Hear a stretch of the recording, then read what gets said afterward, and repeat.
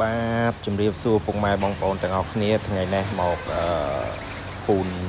គល់កូនខុដនៅក្រោយផ្ទះហើយកូនមកខុដនេះផងដែរខ្ញុំដាំបាន8ខែហើយឥឡូវនេះមករៀបចំដាក់ជីក៏ដូចជាពូនគល់វាឲ្យបានត្រឹមត្រូវពោលដល់ខែរដូវខែវស្សាធ្លាក់ភ្លៀងហើយដូច្នេះហើយសូមពុកម៉ែបងប្អូនទស្សនានៅសកម្មភាពរបស់ខ្ញុំបាទដែលកំពុងតែរៀបចំដាក់ជីក៏ដូចជាពូនគល់កូនមកខុដនេះឲ្យវាមាន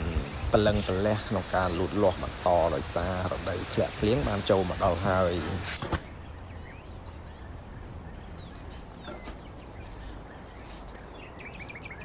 បាទនេះគឺជាជីអាចគោហើយយើងដាក់វាតែមួយល្មមបានហើយ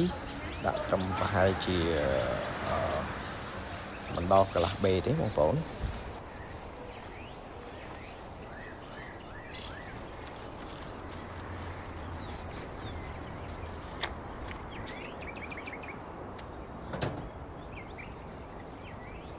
ហើយយើងក៏បានរៀបចំឆាយវាឲ្យស្មើពេញគល់មកផ្លឹកជុំវិញគល់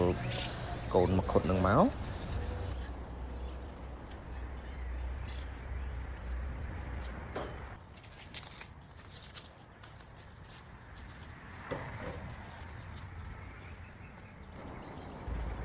បន្តមកទៀតក៏យើងយកដីខ្មៅដែលមានជីវជាតិយកមកគ្របពីលើជីអាចគោហើយពូនវាឲ្យខ្ពស់ជាងដីធម្មតា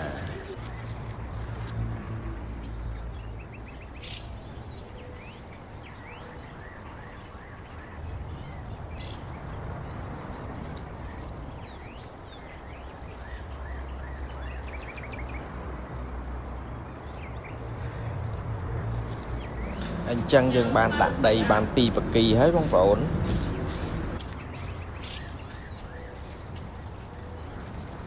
ហើយយើងបន្តដាក់ដីឲ្យខ្ពស់បន្តទៀតប្រហែលជាចូល7 8បកីបងប្អូនដើម្បីឲ្យវាខ្ពស់ជាងដីធម្មតា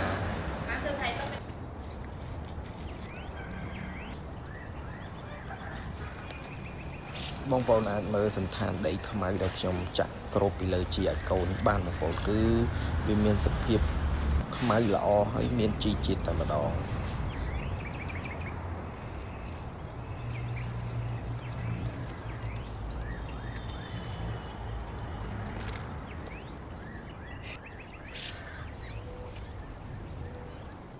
បាទឥឡូវរួចរាល់ហើយបងប្អូនអាចទស្សនាពីលទ្ធផលដែលខ្ញុំដាក់ជីអាចកោហើយនឹងពូនដីឲ្យវាខ្ពស់សនំសនួនបានបងប្អូនអរគុណច្រើនសម្រាប់ការទស្សនាវីដេអូនេះផងដែរ